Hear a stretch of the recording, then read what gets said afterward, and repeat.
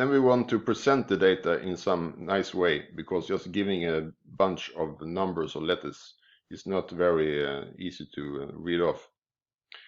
So we will look at different types of presenting. The first one we will look at is a bar chart. So let's take an example here now of some data set. So let's say we had a class with the grades.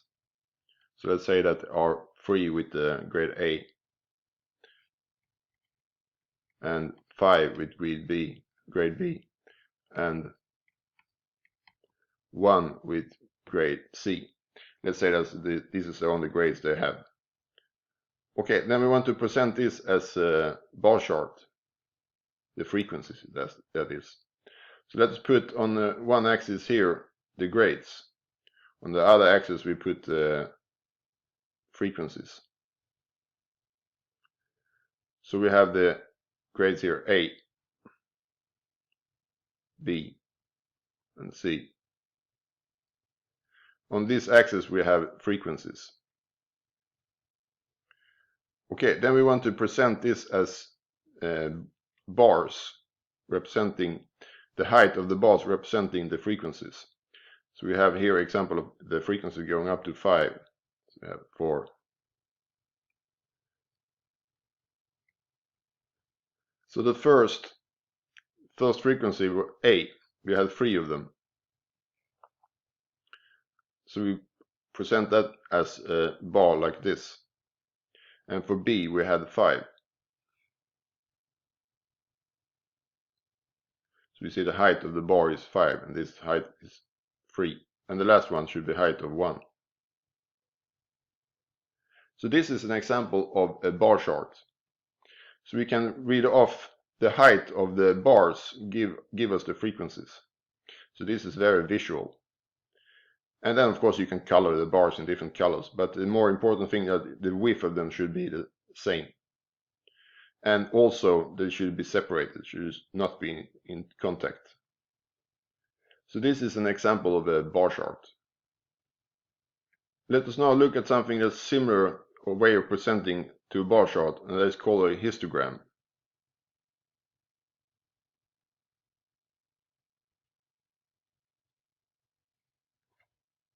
In a histogram, it's not the height itself of the bars that is interesting, but it is instead the areas of the bars that is interesting. So in a histogram, just as in a bar chart, you can present, for example, a frequency or relative frequency. In the last example, we presented frequency. But now let's present frequency again, but this time we do it with a histogram. So let's say that we have the grades was based on points. So if you got on the exam, you got them between 0 and 10 points. So this is the interval, all numbers between 0 and 10. If you got a point in this interval, you got the grade F. And if you got a point in this interval,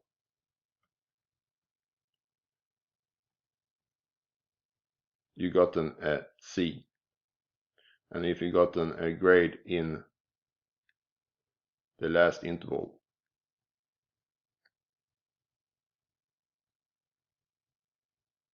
you got an A. So we skip the other characters to keep it simple. So we just say that you could get F, C, and A. So let's say that how many pupils or students did you get this point? So let's say that it was 3 of them that got point there, got the grade F. And here it was 7. And here it was 5.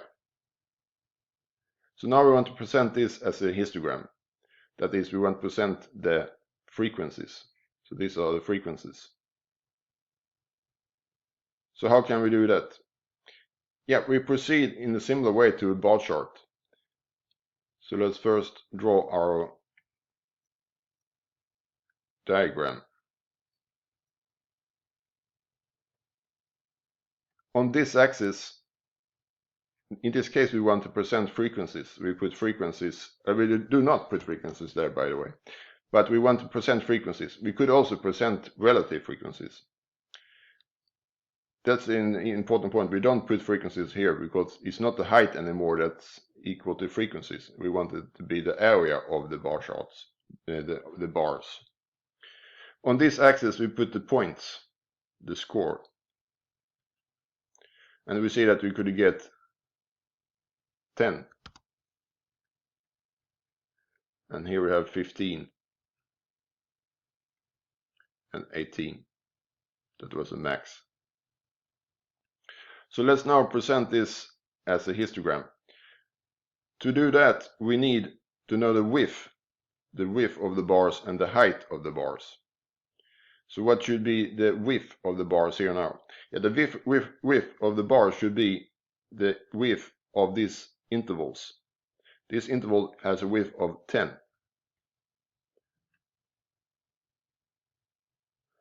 So we make it a bar here. Okay, so this is now a width of 10. But we don't know the height yet. So what should we put the height to? Yeah, to figure that out, we have to calculate first. We don't know the area. We want to know the area of the bar. So what should the area of the bar be? The area of the bar should be equal to the frequency. So if they have the area of the bar, it should be equal to the frequency. Or if we will instead have it present the relative frequency, it should be equal to relative frequency. But in this case, we choose frequency. So the area of a bar should be equal to frequency. And what is the area of a bar? It's the width times the height of the bar. The width of the bar should be the interval width. Okay, so for the first bar, the F bar, we want the frequency to be equal to 3. And the width, we know it should be equal to 10.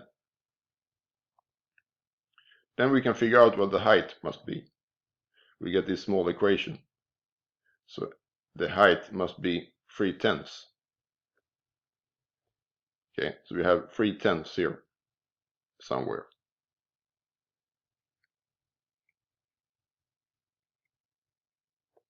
So now we can draw our bar. So now we have a bar with the width of 10 and the height of 3/10. And now the area of the bar is equal to the frequency, 3. So if you take the height times the width, we will get 3. So that's the whole point of a histogram. It's the area that we're interested in, and the area should be equal here to the frequency. Now we can do the same thing for the other intervals. For example, for the next bar, we should have frequency equal to 7. And then the width is equal to 5. So we can figure out what the height must be. So the height is 7 divided by 5. Or if you like, 14/10 to compare it to this. Now it's not, we won't draw into scale here because I'm only making a sketch. So this should be much higher, but let's put it here anyway. So 14/10, that's the height of the bar. So now we can draw it like this. And the interval width is 5. So this is now the bar for grade C. So if we calculate the area of this one, we will get 7, because we want the area to be equal to frequency. And for the last one, we want to have the frequency equal to 5. And the width is 3. So we see that the height is 5/3. And that's roughly 1.67. And this is 1.4.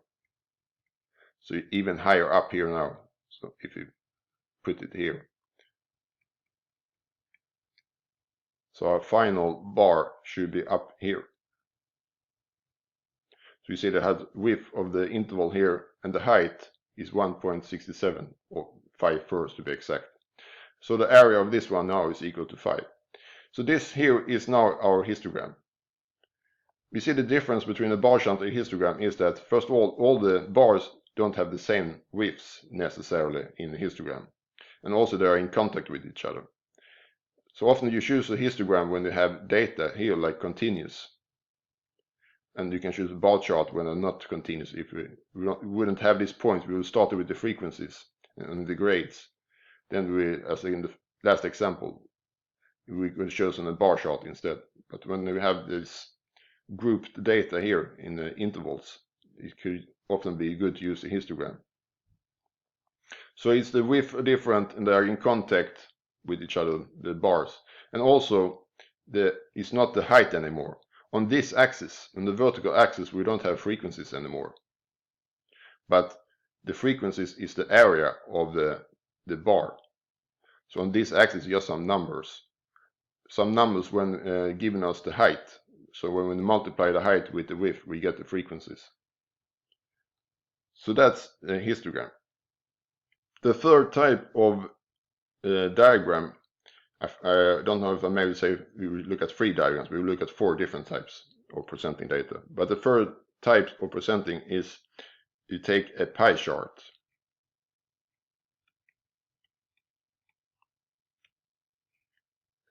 So a pie chart, that is if you want to have a circle and we want to divide it up into slices.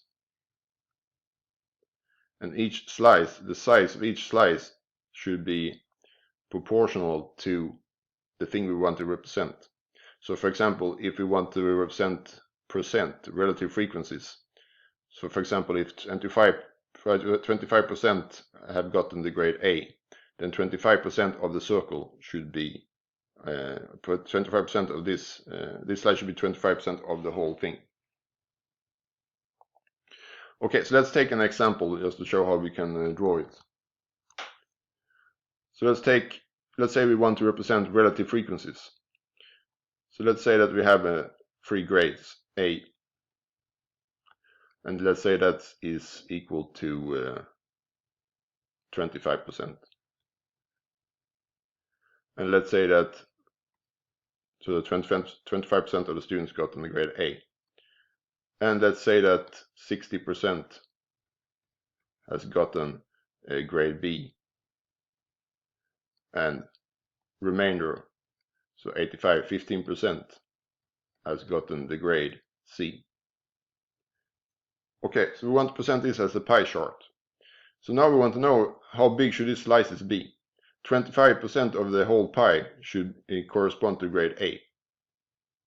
Yeah, that's very simple, of course. 25% of the whole thing is just like this. So this should correspond to the grade A. We could also write 25% here to be clear. But how big slice should this be, for example? So how big slice should be the B grade? It should be 60% of the whole thing. So what is 60% of the whole thing? 60% of 360 degrees. The whole circle is 360 degrees. So that is 6 times 36 degrees. So that's 180, 216 degrees. And how much is 216 degrees? It's a little bit more than 180 degrees. That's half a circle. So here we would have a half a circle, but a little bit more. You can do it more carefully, of course. So let's put it here. So this angle here now is 216 degrees, meaning that here are grade B. So this slice now corresponds to 60% of the whole thing. Then, of course, in the remainder, we could also calculate in the same way, but of course, the remainder now here corresponds to C, so 15%. So if we have drawn the other two correctly, then the last one will give itself. So this is an example of a pie chart. Then it's often good to use a pie chart when you have relative frequencies. It's not so natural to present frequencies with the pie chart, but you could do it also. Then we look at the final example. The final example is a line chart. And the line chart, we draw a diagram like this. And often when you have a line chart, on the horizontal axis you have time, but you don't have to have time. You could have anything here, but often you have the case of time. In this example I want to show now, we will put time here. And on this axis could be some other thing we want to present. So let's say it's a value of a stock. Okay, let's say here the value is $50 and 100, let's say $80 here, and 30, and so on. Now we want to represent here how the value of the stock changes with time. So let's see here is day number 1, day number 2, day number 3, and so on. So we want to represent here now how the stock changes in value. So let's say after 1 day, or let's say it starts with the value of 50. After 1 day it has lowered to 30. Then it's gone up a little bit after 2 days, even more after 3, and then it's dropped again. So this is an example of a line chart, and often you can be good to connect these to make it more easy to read it off. But one should keep in mind that it's only here in this example was only these points that was measured. So this is the only, we haven't measured in between here. But of course if you measure many points you can get it like a curve. So this is an example of line chart. So you can read off how the value of the stock changes with time. So in some cases, often when you have time here, but it's not necessarily, you could be good to present it like this. So then we have seen all 4 types of diagrams, how you can present your data set.